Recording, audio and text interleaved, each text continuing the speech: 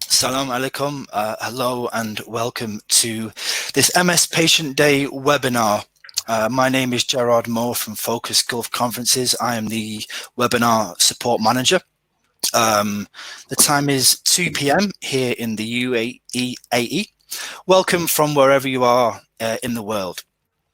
Today we will be focusing on two topics: COVID-19 with MS, and then family planning and pregnancy with MS.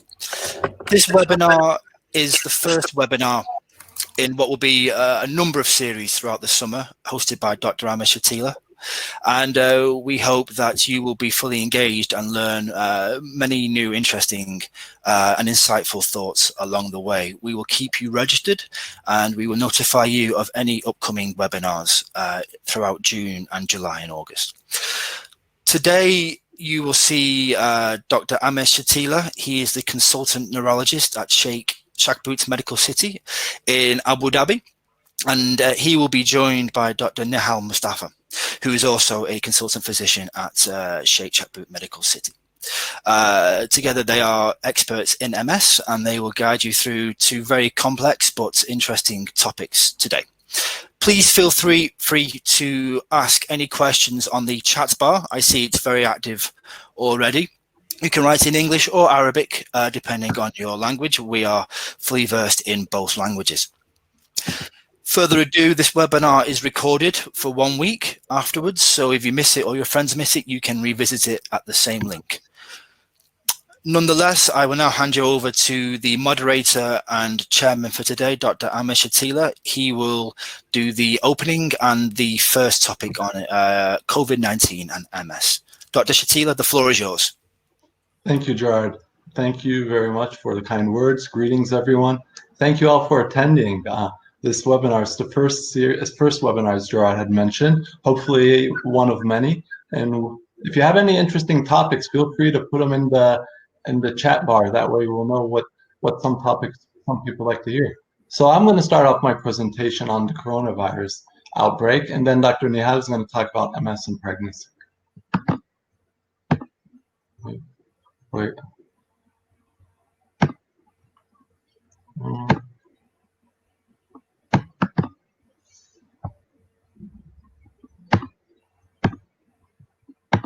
Why is it going? Oh. It's going. Sorry. We're having a little.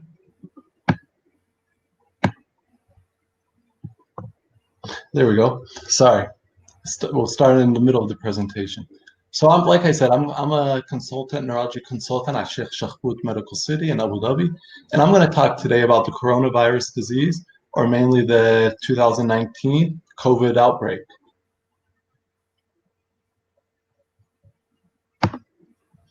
So when we look at, in the world, as of now, I checked the updates just about an hour ago, there are now currently 6 million people in the world that have tested positive for COVID-19, and of which half of them have recovered.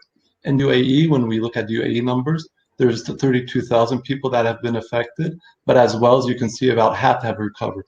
Now, when you look at the death rate, it is not a disease that has a high death rate per se, which you can notice that 32,000 people have been infected, only 258 have died in UAE.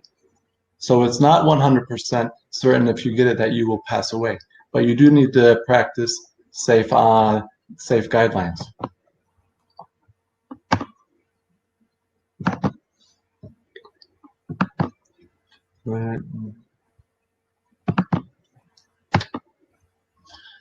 So what are the symptoms of coronavirus? So as the most common symptom, if someone does come in contact or gets exposed, the most common symptoms are fever, dry cough, and just feeling of generalized fatigue.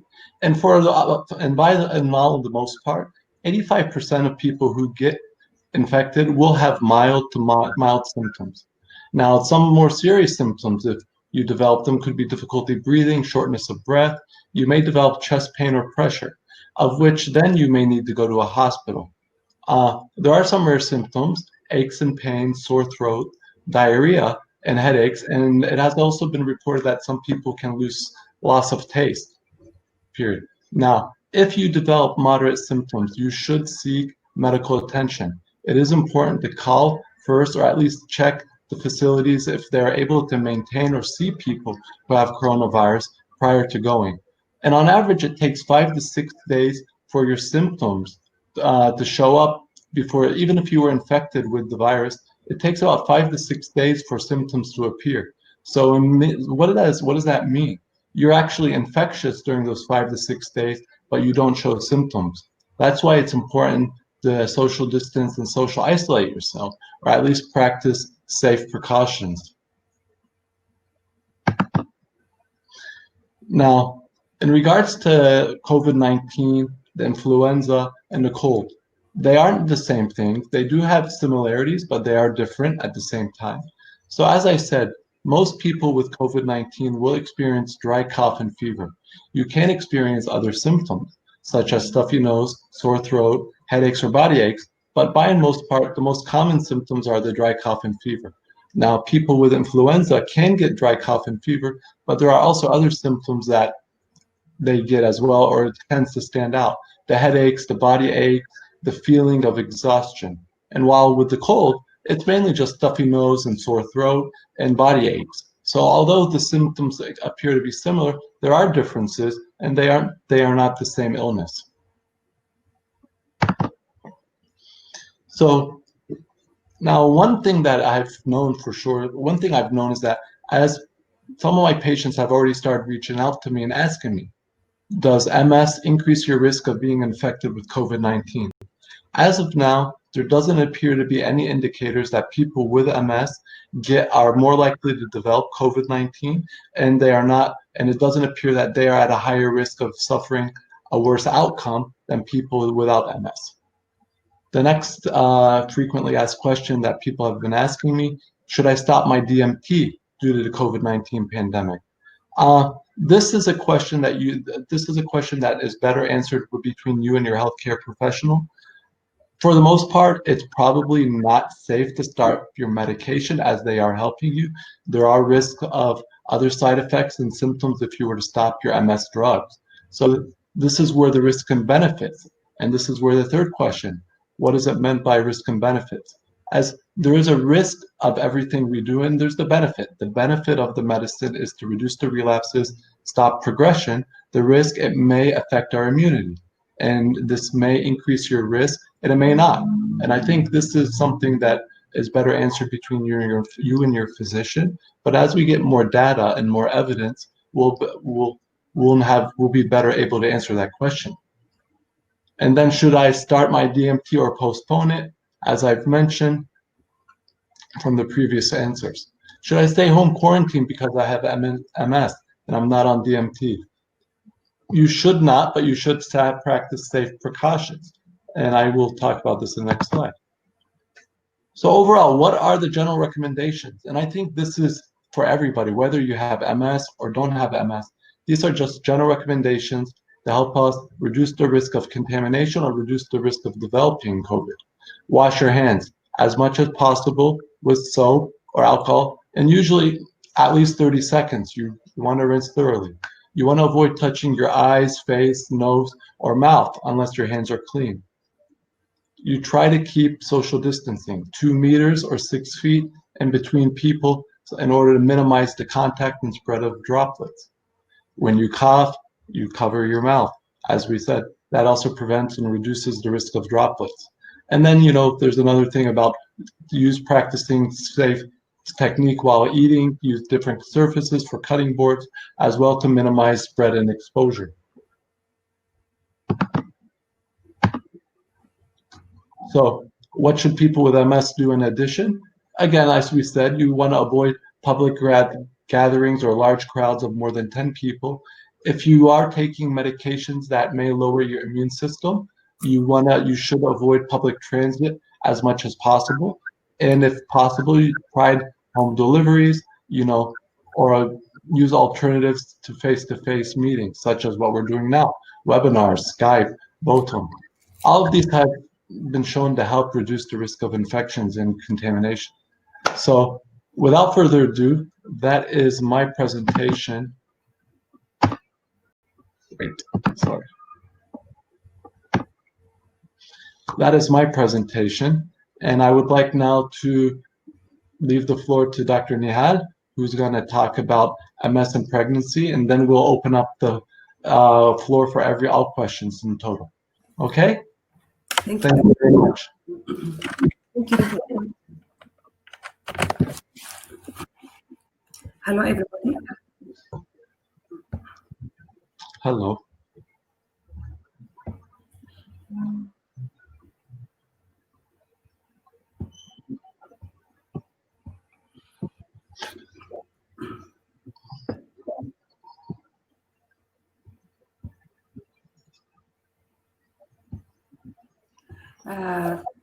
Now I'm going to speak about multiple sclerosis and women health. And as you know, I'm going to speak about MS and women fertility and multiple sclerosis, pregnancy and multiple sclerosis, anesthesia during delivery, mode of delivery during multiple sclerosis, postpartum period and multiple sclerosis, and breastfeeding in multiple sclerosis, and the risk of fetus getting multiple sclerosis. So what is the definition of multiple sclerosis? It's an inflammatory and demyelinating disease. And usually what we mean by inflammation, the body's own immune cells attack the nervous system. And from the word demyelination, myelin, it is a protective covering of the nerves from outside. So when it is destroyed, it will leave multiple area of scars. So from this came the word sclerosis. So this is a picture show you multiple scars on the nerves and how the T cells attack the myelin sheath around the nerves.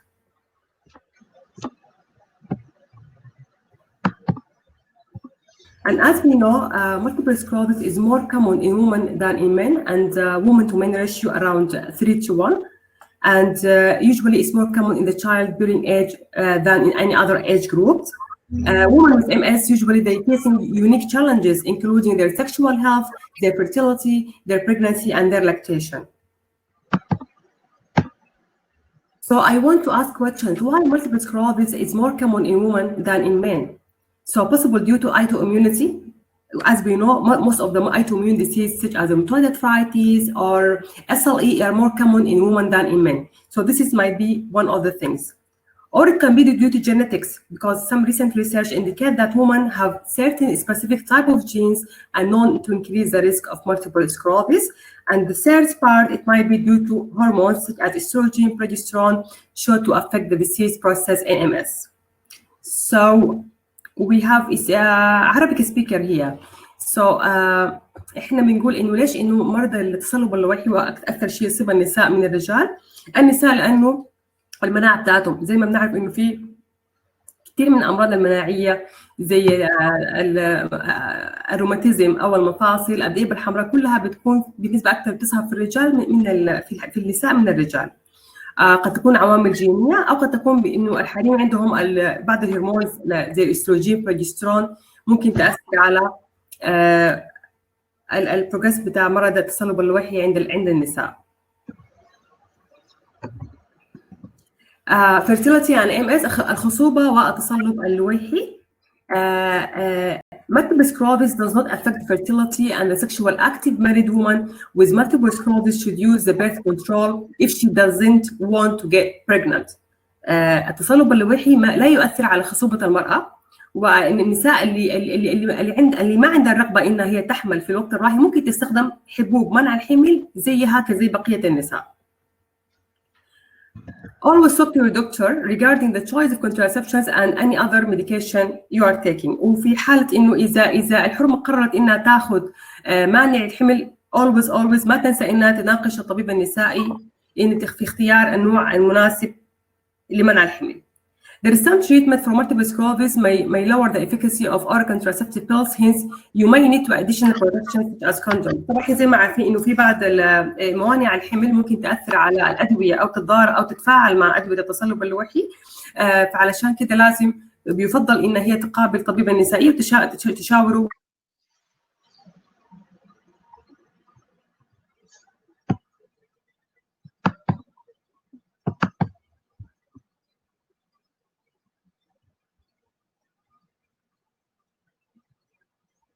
Hello? Hello, Nihal. It froze. Yes. Uh, Okay. I think until Nihal comes back, I think Dr. Ahmed, if you can just maybe continue with your thoughts so far on what Nihal has mentioned in terms of MS, pregnancy, and family planning. Do you have anything to add? yes, I think, thank you, Jared. While Nihal is coming back online, I guess okay, there we go. So she had spoken about a couple ideas.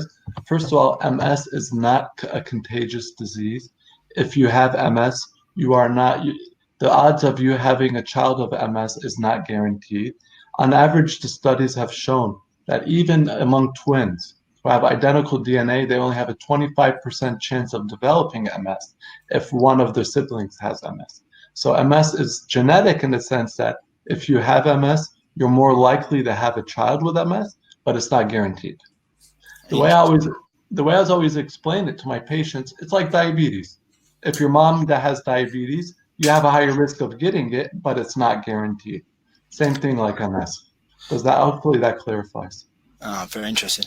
One question that came in, maybe you can help answer, is does the MS treatment change once you become pregnant? Actually, the MS, in regards to pregnancy and MS, usually that question should be addressed before starting medication, because some medicines are what we call more friendlier for pregnancy, and some medicines are absolutely contraindicated. So if my patient or the person who's in front of me has desires to become pregnant and in the near future, it would affect my choice of medicine. Some medicines are safer for pregnancy, some of them are absolutely contraindicated. And then you don't want to wait after you get pregnant to tell your doctor. Then it Yeah. gets a lot. Do you know of any support groups or anywhere where the MS community can go for further information about pregnancy and family planning? Is there any literature online out there that you would advise them to read before beginning the journey? Now, there is the UAE MS Society. There's also, I usually refer to, because I was trained in the US, I like referring to the United States National MS Society database. Usually they have a lot of frequently asked questions that they answer, but as well as they have up-to-date guidelines. In the UAE, my patients, I usually have flyers and things I can distribute. But but it is important that you get your information either from a physician or from a nationally trusted society, either whether it's the Saudi MS Society or the European or the American. It has to be a recognized, you don't want to get fake information. Yeah. If you're on the chat bar function, Dr. Ahmed, you can see that there's some questions coming in. I think until obviously we're at the mercy of the internet gods here, and I think Nihal has had some Wi-Fi issues in her house, so until she resolves them, maybe we'll have some interactive discussions. We can do that. Yeah. So seeking, is there any risk about continuing your medication during this time of COVID? I think some people have, as you see in the chat bar, are raising concern, but they have natural concerns about taking medications during this time. Do you want to answer those questions? Yes, that's an excellent question and definitely a hot point. Here's the problem: we don't know what medicines will do, because 3 months ago we didn't even know what coronavirus was. So we do have an idea of what we think are safe, drugs that are safe, drugs that may be moderately safe, and drugs that are absolutely we don't give. Now, we do know that the interferons are probably safe. The oral tablets, they appear to be safe. Even the oral tablets such as Tecfidera, Aubagio, Gilenya appear to be safe. Like, we would not stop the medicine if someone was on it. If you were on those medicines, we would not stop it because of coronavirus. The injections, some may be safe, some may need to get delayed, some of them we cannot give. But I think that is a patient-to-patient case scenario, because that's where you weigh the risk and benefits. Because if your disease is highly aggressive, you may want to take the risk of taking a highly aggressive medicine, even though coronavirus is around. because unfortunately this isn't going to go away. So we need to be smarter how we manage and treat our patients, but I don't think we should completely be paralyzed because the other things will take course and the disease will still be active. Yeah. Does that make sense? Yeah, I agree. Yeah. What would you say to those people that have stopped their medication? What would you say to them? It's never a good thing to stop your MS. It's never a good thing to stop your medication, period, for anything. But in particular with MS, it's not good because there are some medicines that when you stop, you can actually get a rebound, meaning that your disease can get even more active. So you don't want to stop it because what was stable now you've just kind of stopped the monitoring and now your disease can be out of control. So again, always talk to your doctor before making these decisions. Yeah. I have a private question that's come in, so you won't see it. It's on your chat bar. So it says, hi, I am a secondary prog and I'm not using any medication as most KF-MS medicines are for relapsing stage. But what is your advice at this time? He is on second. Okay, first of all, thank you very much for the question. You are, from what I understood, you are on secondary, you have secondary progressive, but you are not on any medicine. Yeah, as most KF-MS medicines are for relapsing stage. What's your advice? That's true. That is true. Most medicines for MS are for relapsing, but there are also some medicines that have been approved for secondary progressive. So there are medicines for secondary progressive. The question would be whether they're good for you, whether you're able to take it, or you have any other concomitant health conditions that would preclude you from getting these medicines. So I think the answer in general, yes, there are medicines for secondary progressive. Whether it's for you, I think you need to see your doctor, or at least start that conversation. And then he can talk to you. Thank you. Another private message that's come in to me is, being an MS patient, is it safe to go back to the office? Are we at high risk here? Well, I think, are we at high risk? The answer to your question, indirectly, is that it doesn't appear that people with MS are at a higher risk of developing coronavirus than not people without MS. So having MS doesn't make you any worse at getting this infection than someone else.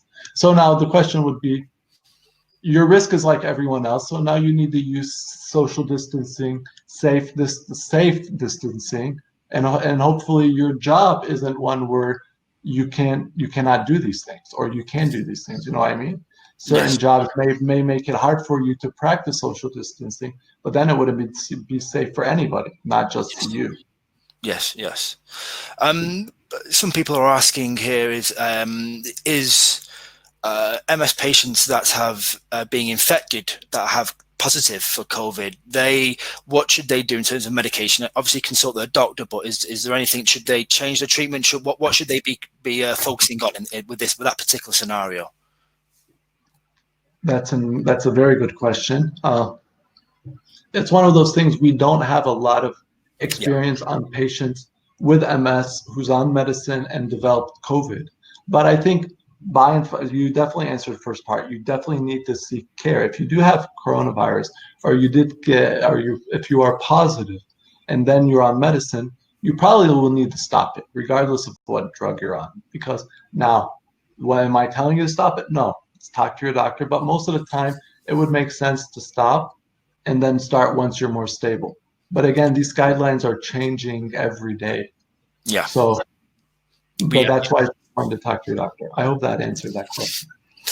Obviously, part of this, one of the major parts of this webinar was on family planning and pregnancy, and hopefully we're trying to reach Nihal and see the issues. But a couple of questions with regards to the pregnancy and family planning, if you can assist. I'd say, after childbirth, how long is it safe without taking the medicine? Is there a protocol is there a time lag between giving birth and taking it? Do they take it immediately? Do they have to wait some time? What's in terms of people just giving birth? What is the scenario there, please? That's a great question. So this is what we know, or what we think we know about MS and pregnancy. We do know that during pregnancy, the body is at a lower, and it's in a safer state. What does that mean? Relapses appear to be less. Why? I don't know, but we do know that women who are pregnant tend to do better relapses health-wise than when they're not pregnant who have MS. So MS is protective. It actually, relapses get less, they feel better, and they do good. Now, that doesn't mean you can't get relapses, but overall, it's better. Now, Yeah. how long does this last? 6 weeks probably is pushing it. Some people may say 6 months, but usually 6 weeks. I will go between 6 weeks to 2 months. That's where you are still safe from the pregnancy. But after that, there is a risk of, again, having a rebound. You actually, just like you were protected during pregnancy, once you deliver, your disease shoots up again. And here's the thing, breastfeeding does not protect you like pregnancy protects you. I see. So, well, actually, on there's a question about a private question about breastfeeding that come in. Thank you very much to the they've asked, should they choose to do breastfeeding or non-breastfeeding? Does that change the scenario with the MS treatments? Something safe to take with MS during breastfeeding, or do they have a decision to do non-breastfeeding? What do you have any insights into that area? yes, it's a good thing. Breastfeeding, I think, is very important. I mean, there's a lot of things that breastfeeding accomplishes. First of all, there's the mother-baby bond, most important thing. Second thing is you are giving that child nutrients and immunoglobulins for immunity. Some studies suggest that breastfeeding makes the baby smarter. So there are benefits to breastfeeding. And that is strictly, now, do I tell my patients you shouldn't breastfeed? No. It's a very personal decision. But if they do decide to breastfeed, there are medicines that we can give that are safe for breastfeeding moms. There are other medicines that we can give that aren't safe while they're taking it, but they would have to stop later. So we do have options. So I guess the question needs to be first addressed, do you want to breastfeed? And then if you do, we do have options for mothers who wish to breastfeed. But that's why it's always important to keep that dialogue open with your physician. I see. And then for women who are maybe at the mature age of fertility in the 40 plus, with MS, does the advice change, or does it still stay the same? I'm not quite sure. Does the advice in regards to pregnancy or in regards to the medicine? Pregnancy, yes, in getting for mature 40 plus people, women over 40. Well, I would say that MS doesn't affect your fertility. The medicine doesn't affect your fertility per se. It would just be the same guidelines that I would tell a 20-year-old person with MS, I would tell a 40-year-old person, same thing. Know how your drug affects your body, know what are the side effects, know if you get pregnant. Some drugs you may be able to get pregnant on, some are absolutely contraindicated. And then if your drug is one of those drugs that you cannot get pregnant on, then you should be using some form of contraceptive, whether a pill, barrier, shots, but it isn't. So I would tell you, no, it's the same. I see. In terms of the general COVID area, do you think in terms of family planning during this COVID lockdown, do you advise them to maybe wait some more and maybe start planning a bit later on in the year, or would you advise them that it's the risks are very kind of low? You can begin any family planning plans from now onwards. Can we begin? I think regardless, I think the family planning question is something that we need to address when you start the medicine. So it isn't something, I think, because we now have COVID, we now should be thinking about family planning, or you should not be thinking, well, how does my drug affect my ability to have children? But we do know that more than half of all pregnancies are unplanned.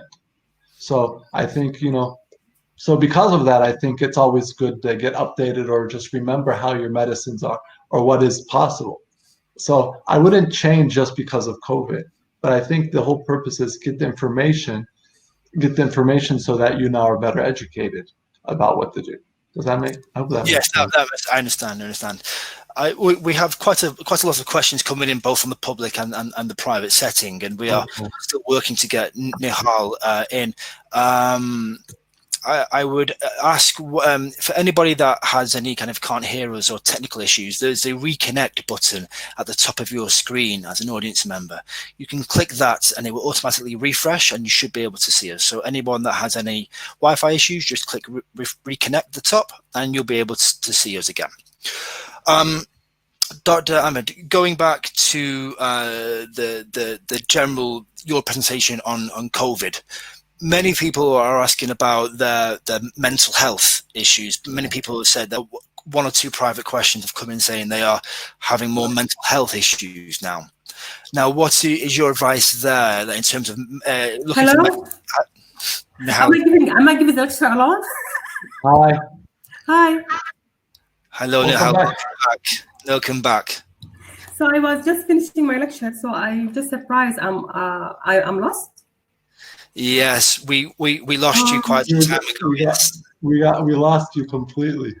Oh my goodness. Okay, no problem. I think your Wi-Fi may have dropped out for some time, and then my Wi-Fi. Okay. It's interesting. May we can ask you to go back to, I think you were roughly on, I think slide 6 or 7. I think maybe slide 5 you were on, or slide 6. If you can slide 5. Okay. Yes. If you can just go back to that and then finish your presentation, then we can continue on with our. We've been having a very fruitful discussion. Sure. Okay, sure.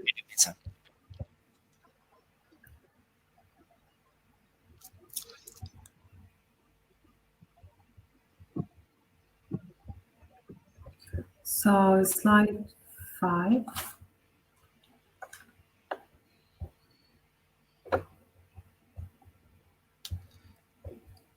Let me see. Yeah, no further.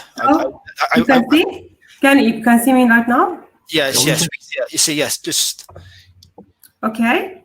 Yes, Carrie. Yes. Okay. So multiple sclerosis and women. So multiple sclerosis is more seen in women than in men. The ratio usually higher in women, about 3:1.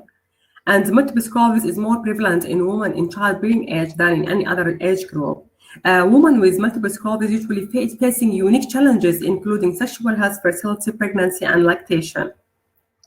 So now we want to know why MS is more common in women, like autoimmune disease, like any other autoimmune disease, like rheumatoid arthritis, SLE. All the autoimmune diseases are more common in women than men. Sometimes due to some genetics, some research indicate that women may have certain specific type of genes known to increase the risk of multiple sclerosis. And according to some hormones such as estrogen, progesterone, shown to affect the disease process in multiple sclerosis. So MS and fertility and MS. Multiple sclerosis does not affect the fertility, and the sexually active married woman with multiple sclerosis, they can use birth control if she doesn't want to get pregnant. So it will not affect the fertility. If the woman with MS, she doesn't want to get pregnant, then she can use contraceptive device like any other woman. And always talk to your doctor regarding the choice of contraceptions and other medications you are taking. There is some treatment for multiple sclerosis, such as some of the drug modulating agents can lower the efficacy of the oral contraceptive pills.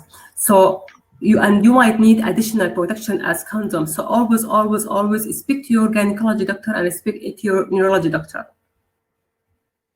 So pregnancy and multiple sclerosis, there's physiological changes that happen as a normal part of pregnancy and known to alter the disease course of the autoimmunological disorders and multiple sclerosis.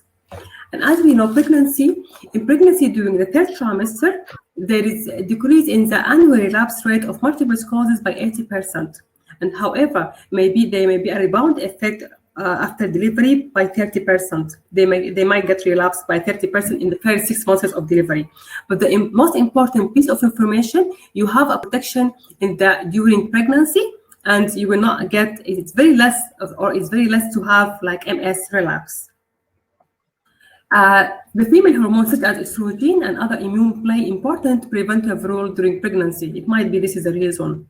In pregnancy, there is increase in the number of proteins, natural steroids, and other factors which help to in suppressing the abnormal immune activations that occur in multiple sclerosis. That's why in pregnancy we have less relapse rate of the MS. So does the MS woman during pregnancy, does she need special care? Usually there is no special care needed.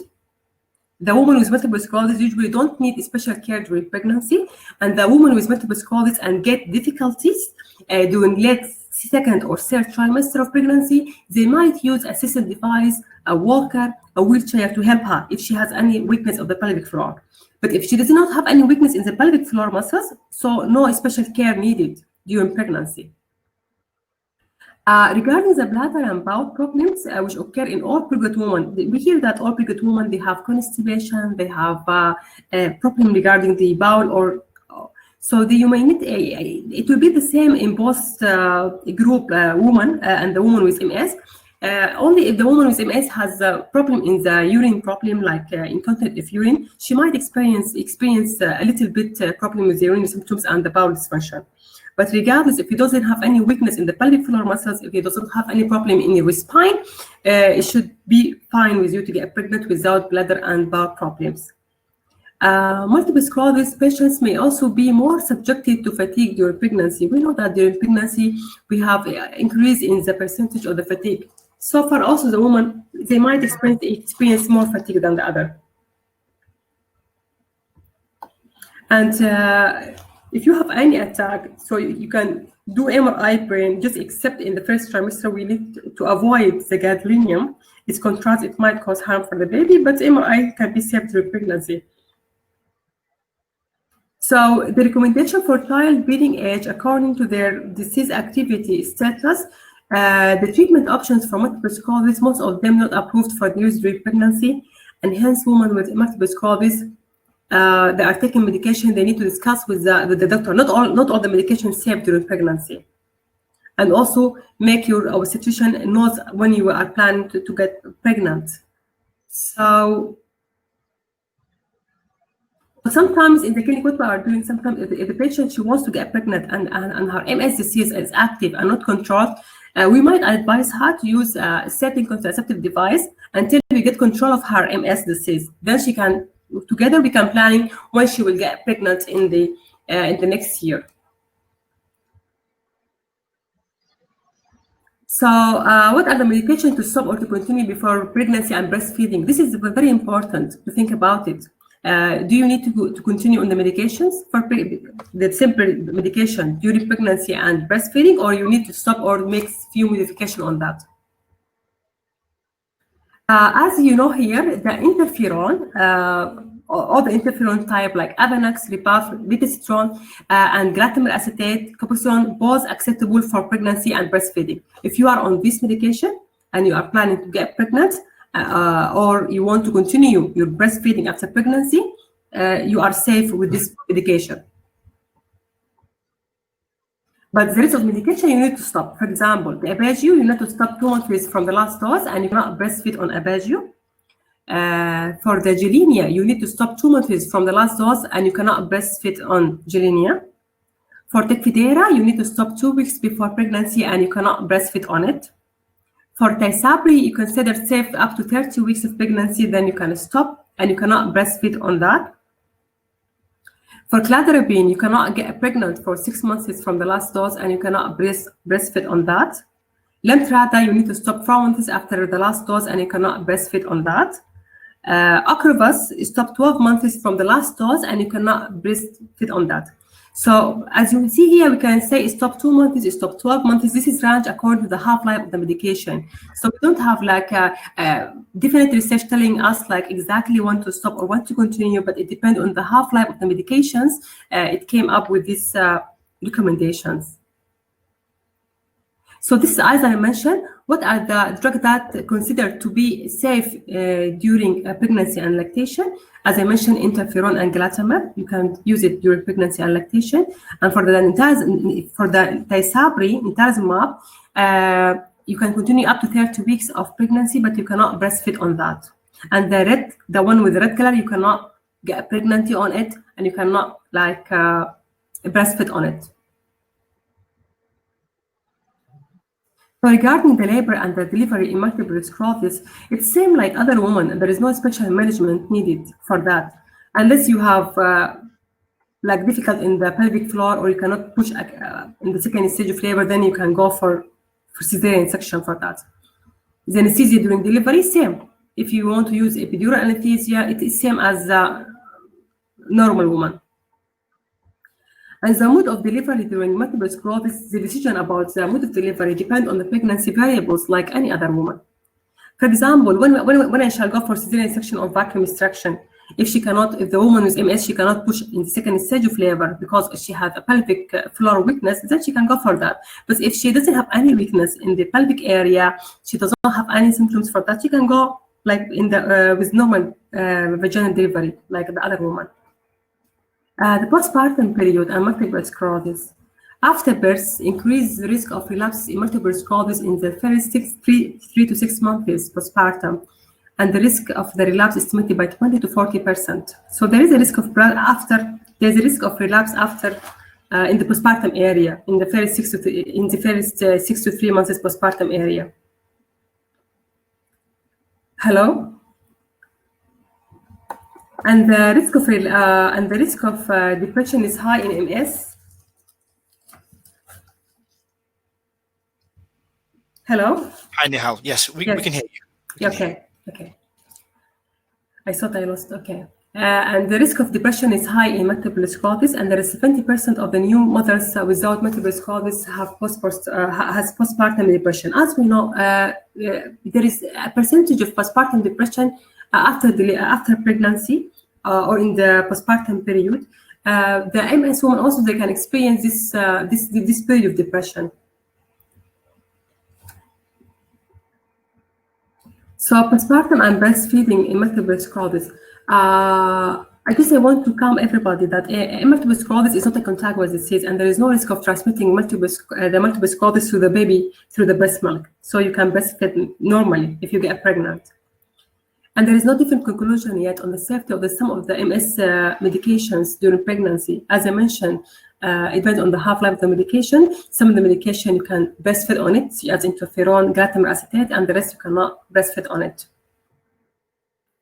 The mothers with multiple sclerosis can breastfeeding while they are off medications, except for the interferon and glutamate. You can continue for that, as I mentioned. And usually go back to your neurologist and to ask him when should I resume my medication for MS. Even there is some few studies show that if there is exclusive breastfeeding, it may reduce the risk of multiple sclerosis relapse by 50% or more than that. So exclusive breastfeeding, it can protect you from the MS relapse by 50%. And this is here, what are the medications that are safe for breastfeeding? As I mentioned, such as interferon and glutamate acetate. You can both continue while you are breastfeeding, but the rest is better. Our advice not to breastfeed on it. You need to stop on that. And as I mentioned, for how long you need to use your contraceptions period for the following for the current medication. For example, for the amitriptyline, you need to be like on contraceptive after. You need to use contraception methods for 4 months from the last dose. From the cladribine, 6 months from the last dose, and fingolimod 2 months from the last dose, as I mentioned to you in the previous slides. Coming here to the risk of fetus getting multiple sclerosis. Multiple sclerosis is not directly inherited to the fetus like other genetic disease. So it depends how many person in the family they have MS. If you have, for example, 7 members of the same family they having multiple sclerosis, you might think of some genetic predisposition in this family, but it's not a direct genetic disease to go from to transfer from the mother to the baby. And it depends on also other factors like ethnicity and other factors that are not yet aware of. So for the discussion, let's have come up with a few questions here to discuss together. How many of you are planning for pregnancy in the next year? How many of you are using appropriate contraceptive methods?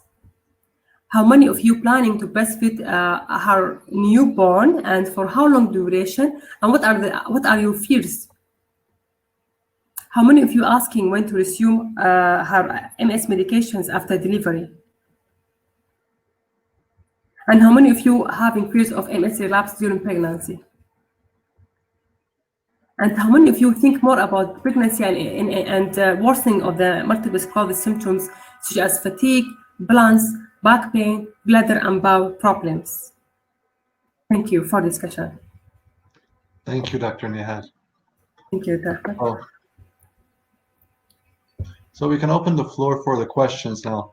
I did answer some questions prior, so. Okay. Thank you, Dr. Nihal. Yes, if you have any questions, please write them on the chat bar. What I would do, Nihal, is I will, those questions you asked, I will put them in a poll now. And then when they're ready, we can launch them on a poll so the audience can vote for it. So but if I can maybe start the questions, some private questions came in.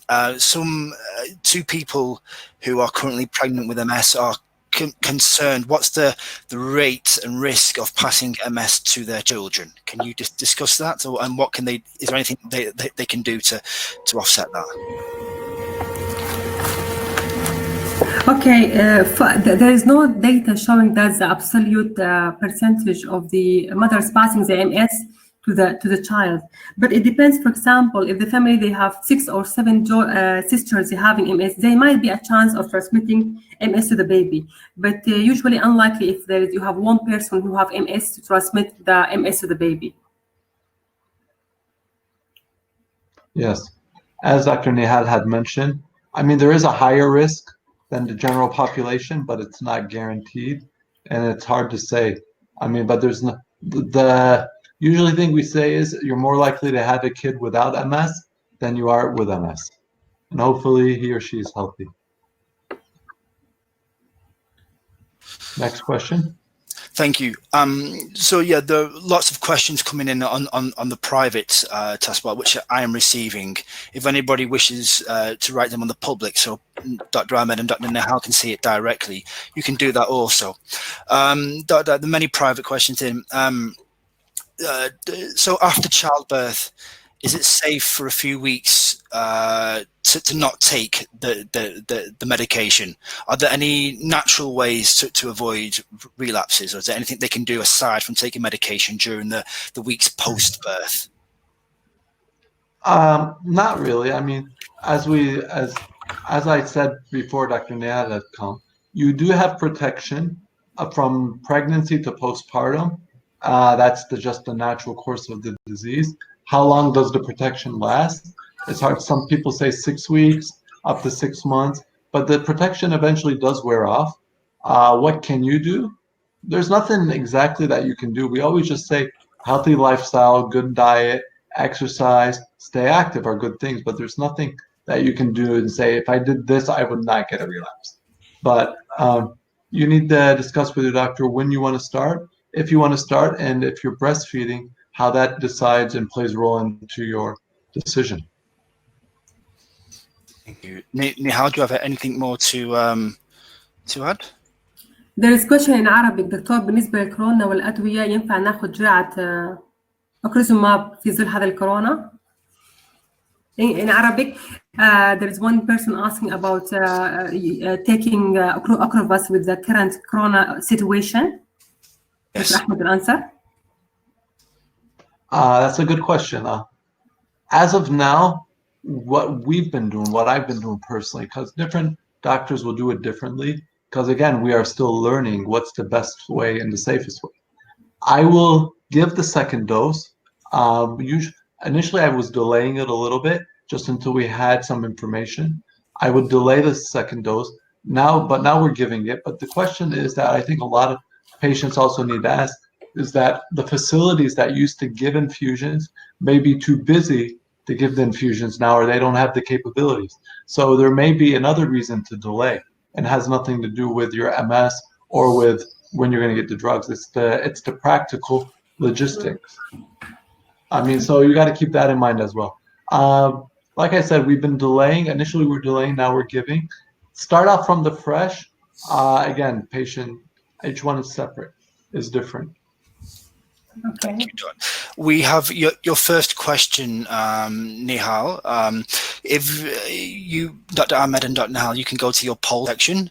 I will publish now. The question is, how many of you are planning for pregnancy in the next year? If you can all now vote, you can click yes or no, and then we can see the results. So please feel free to cast your votes now for how many of you are planning for pregnancy in the next year. We have almost 200 people online to gauge that. So roughly a 70-30 split. So of those 200, around 60 people roughly planning to start in the next year. So I guess from that, Nihal, what are the kind of key questions or key issues you should be highlighting to them for the next journey in the next year? Just come back to the clinic and tell us exactly what time you want to get pregnant, so we can continue the contraceptive device for you according to the medication you are taking. And again, it depends on the type of medication and the half-life of the medication. بالعربي اذا انت متوقع نفسك تحمل السنه الجايه مثلا، ارجعي العياده عشان نعرف انه بتاخذي اي نوع من الادويه، لانه بيعتمد على الهاف لايف او انه وجود الدواء في دمك كم بيقعد في جسمك. فمثلا حيقول لك والله استمري على انه مثلا مانع حمل لمده 6 شهور او لمده شهرين او لمده 3 شهور بعدين انك تحاولي تحملي. فهذه this is only for safety. Okay. Thank you. The next question you raised, Dr. Nihal, is how many are using appropriate contraceptive methods? I have now published this now. So everybody is now free to vote. It is confidential. Your votes will not be seen or cast, so it's a purely anonymous vote. So again, how many are using appropriate contraception? Apologies for the spelling. So again, it's moving. So a roughly 60-40 split. Yes, they are. To no, they're not. So to those 40-45% people that are not using appropriate contraceptions, what are the key take-home points you need to tell those people? As I mentioned, there is few medication or few contraceptive methods like oral contraceptive pills can lower the efficacy of your MS medication, and you can get pregnant on that, and that it can carry some harm to you and to your baby. So it's better always to discuss with your obstetrician before that. بالعربي في طبعا في بعض الحبوب مانعة الحمل اللي هو الحبوب اللي بتستخدم عادة من النساء ممكن تقلل من فعالية الأدوية اللي تستخدم في علاج التصلب اللويحي، فيفضل انك انت تناقشي قبل ما تحملي عشان ما تعرضي البيبي بتاعك لمخاطر وتعرضي نفسك لمخاطر. Thank you. The next question you added, I had to slightly edit it because it's only a yes or no for now. Are you planning to breastfeed? So we will now publish that. So people that have either been pregnant or are pregnant now, are you planning to breastfeed? Okay.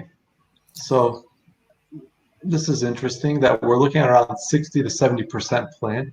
And like, as you said, and as people have expressed interest, there is an interest to breastfeed, and there are medicines that are safe to give while breastfeeding, and there are others that aren't safe to give, but you can either delay your medicine or you may completely decide to take something else. So that's why, as Dr. Nihal was mentioning, you do have options. There are medicines that you can take that can give you that desire to breastfeed and still be protected. So it's, again, you need to go back and talk about what are your options, but there are medicines that exist. Okay. The next question that Dr. Nihal posed was, how many of you are planning to resume medication after birth? The poll will now be published. You can now vote on this. How many of you plan to resume medication immediately after birth?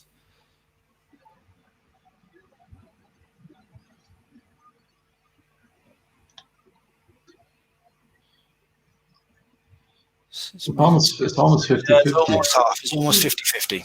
And I what do you say to yes. the people that are saying yes and people that are saying no? Because I think you need two different answers to both the yes and the no group. As I mentioned, if you have exclusive breastfeeding, you have a protection by 50%. So it's better always to breastfeed. And if you are afraid to have like MS relapse, you can go back to the safer medication like interferon and glatiramer acetate. As she said. Dr. Ahmed, do you have anything to add to that? Because of the people that 50% wanted to go back onto medication immediately, 50% did not. What do you think should be what answer do you say to the yes group and to the no group?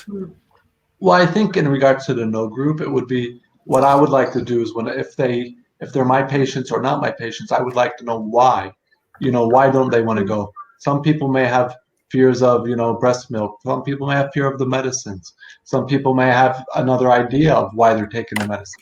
So I think it's important to have a one-on-one conversation, figure out why they're hesitant about starting medicine, and hopefully we can try to alleviate some of these concerns. But I think that's why, again, I keep saying, go back to your doctor. The reason why I say that, because it is important to develop that relationship where you can get trusted information and you can give your information. So always will say, go back to your doctor. Okay. But yes. We have two more questions that Dr. Nihal posed. The second to last question was, during pregnancy, how many of you have fears of relapse? So I will publish it now. So during pregnancy, how many of you have fears of relapse? We have roughly just under 200 people here. Most of them, which I think it's true. People worry about it. It's a disease you worry about when you're pregnant, when you're not pregnant. And after you deliver, then it's my kids. So there's definitely an interest, there's a desire, and people want to stay healthy. So now the question is, what is each person individually doing to try to achieve their health? Because at the end of the day, this is a decision that each one of us carries on our own, and we have to be the initiator. You are responsible for your own health. We can only help you. Dr. Nihal, do you have anything to add about that? Fears of pregnancy and MS relapse, it depends on the studies. The studies show that according to your body physiological changes, according to the increase of the hormone estrogen, you are less likely by 80% to have a relapse. So, and it's I did not see very less to have relapse during pregnancy. So I hope these fears will go away after this lecture. Yes. Of course. Thank you. And the last question, I am just going to prepare it now. The last question that Dr. Nihal posed was, how many of you think more about pregnancy and your MS symptoms, fatigue, balance, back pain, bladder, and bowel problems? So let me just publish it now. So how many of you think more about your pregnancy and your MS symptoms? These include fatigue, balance, back pain, bladder, and bowel problems. So again, quite a high, quite about 80-20. Yes, they do. Okay. So that's that. Now, thank you. So this is expected. This is with pregnancy, fatigue can increase fatigue. Like even the normal woman, they can suffer from fatigue. The back pain and the imbalance only if you have MS, in this, you have attack in the spine, lesions in your spine, or you have weakness. But unlikely to have if you don't have these symptoms before your pregnancy. Yeah. I have, if you can go back to your chat bar, there are many messages in both Arabic and English. I have a private question that's come to me and maybe more sensitive. So we'll actually say, I lost my newborn from a congenital heart defect. I stopped my medication a month pre-pregnancy. Do you think the two are related? Hard to say.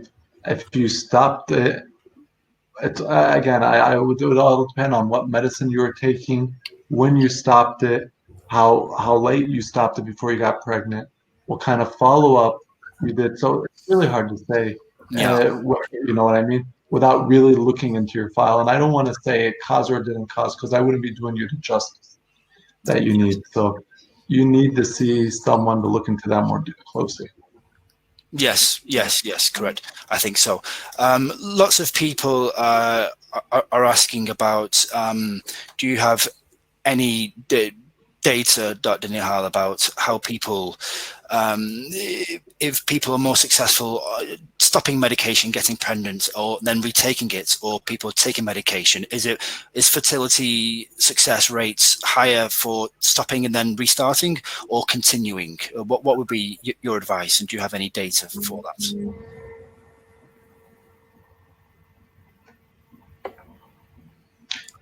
Hello? Dr. Nihal. Yes, Okay. regarding fertility, MS per se, it will not affect the fertility. It will not affect that. So regarding the medication, we need to know what type of medication. Usually MS medication, if you stop it before a quiet time, it will not also affect your fertility. That's why we keep saying that it depends on the half of the medication. You need to be on contraceptive methods before you get pregnant. But the disease or the medication will not affect if you just follow the appropriate when to stop it and when you plan to get pregnant. Okay. One person asking here is are there any studies for medicine with hormones that are similar to pregnancy where MS is not active during this time? I can answer this question. And usually in regards to hormones in pregnancy, we do know that there are certain pregnancy hormones that people take in IVF clinics that can increase your risk of relapse. So there are some hormones that can increase your risk, some hormones that don't affect your risk of a relapse. Your gynecologist or obstetrician who's responsible for your care would know, and if they don't know, they can refer them to us and we can help deal with that.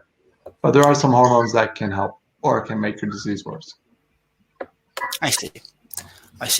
Okay. I'd like to see, are there any other questions from the audience with regards to MS and COVID or family planning and pregnancy? You have a few more minutes to bring them in.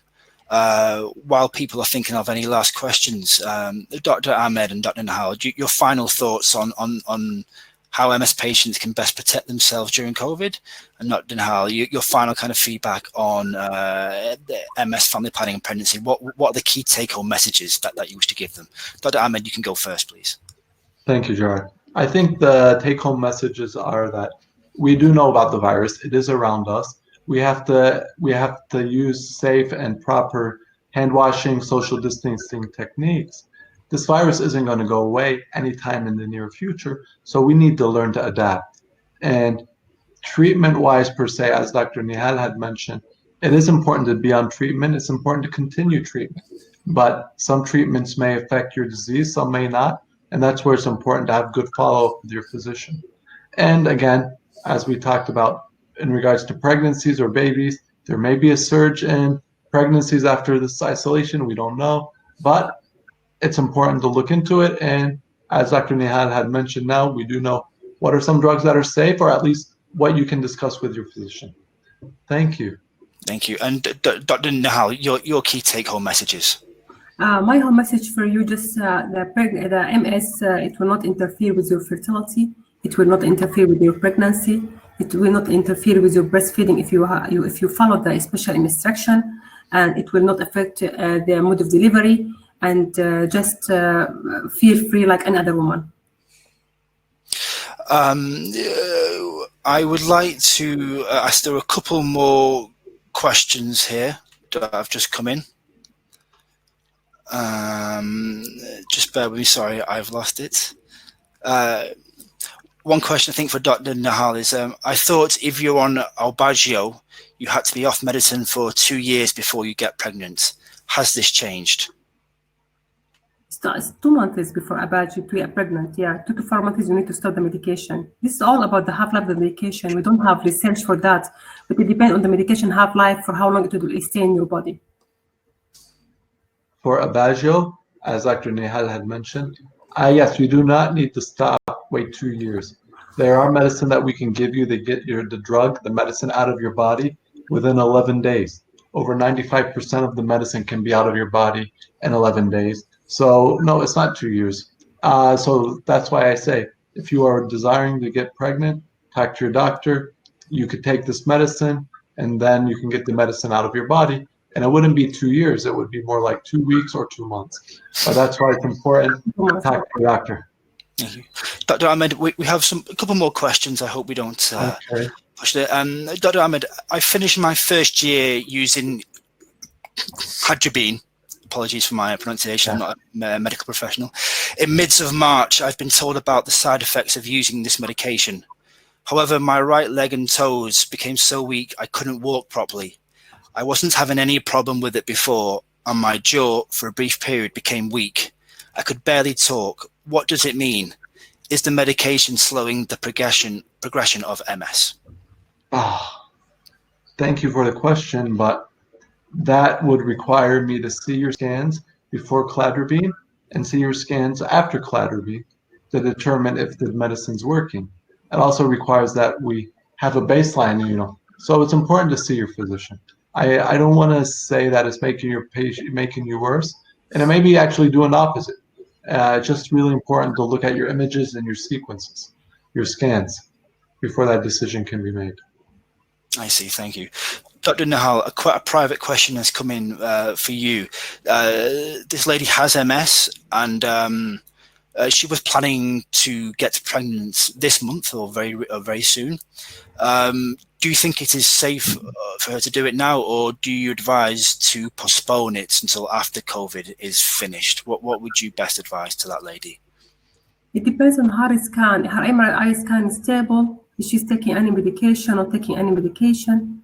But for the current situation, if pregnancy, it will not be effective. She can get pregnant if she wants. But it depends on her disease activity. Does she has an aggressive disease? Does she need to be on medication before she get pregnant? So we need to look at all these aspects before answering the question. What meds she's on, how bad her disease is, when her last relapse was. These are all questions that we would ask regardless of whether there was COVID or no COVID. Yes. Okay, understood. Well, I believe this rounds up the first webinar. I'd like to thank Merck for supporting this webinar, and inshallah we will do many more throughout the summer. I know many people have sent many different topics and case studies and things, and we will be doing many webinars. So we will be doing one on mental health, which many of you have been requesting, and other ones throughout the summer. So please bear with us. This is the first one. This was about COVID and also about family planning and pregnancy. I would like to thank all of you that participated, 200 plus. The webinar is recorded for 1 week afterwards. So anybody throughout the world can watch it during the next week. And I believe we will then post it on YouTube for eternity after that. We have all your data, so we will be sending you emails and announcements on the next and upcoming webinars. Hopefully in the next 1 to 2 weeks, we will be having the next edition. Thank you to Dr. Nihal Moustafa. Apologies for the technical issue in the middle, but we came back and it was a very excellent and engaging webinar. And thank you to Dr. Ahmed Shatila for hosting, moderating. And if you have any final thoughts, I can leave it to you, or if not, we can end the webinar. Thank you very much. Thank you very much, everyone, and Gerard and Merck, and much appreciated. Looking forward to seeing y'all next time.